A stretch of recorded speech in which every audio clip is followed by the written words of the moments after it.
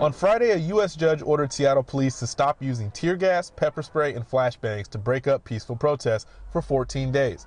Seattle police already announced a ban of just tear gas last week, but said they support and will comply with the order. U.S. Judge Richard Jones says the city and nation are at a crisis level over George Floyd's death, and the global strength of the Black Lives Matter movement makes it clear protests won't be short-lived. Judge Jones says though the protests have been mostly peaceful, there were some occasions where SPD used these items, quote, disproportionately and without provocation. So what does this new ban entail? Tear gas, pepper spray, and flashbangs can still be used only after alternative crowd methods have been exhausted, and Chief Best determines it is the only reasonable alternative.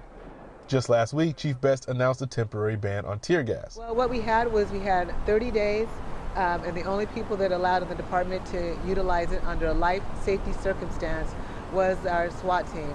And no officers have it. We removed it from everybody. We only gave it to our trained SWAT team to use, and we made it very clear from the onset that we didn't want to use it at all. But then just 2 days later, gas was used on protesters on Capitol Hill, a decision Chief Best defended Thursday. The officers felt like it was a life safety situation based on what was occurring, and I concurred.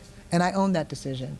I made that decision, and I will own any decision that I think is in the best interest of everyone's public safety. There's a lot of discussion about what less lethal, what we call emissions, will be used and how they will be used in the future.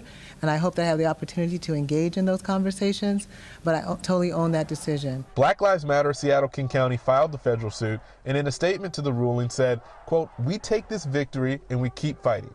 We keep marching, we keep assembling to demand the seismic changes that are necessary to rid our justice system of institutional racism." Tony Black, King 5 News.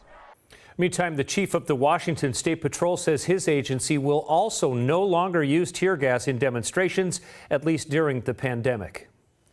I'm very concerned about when I see incidents that occur with George Floyd. That could have been me. I have brothers. It could have been any of my brothers. I have grandsons. I've been around a long time. I've seen some things, and I've been a part of some things with regards to being on the receiving end that has been very hurtful. I think we need to start listening to one another, caring for one another, and not just in talk, but in deed.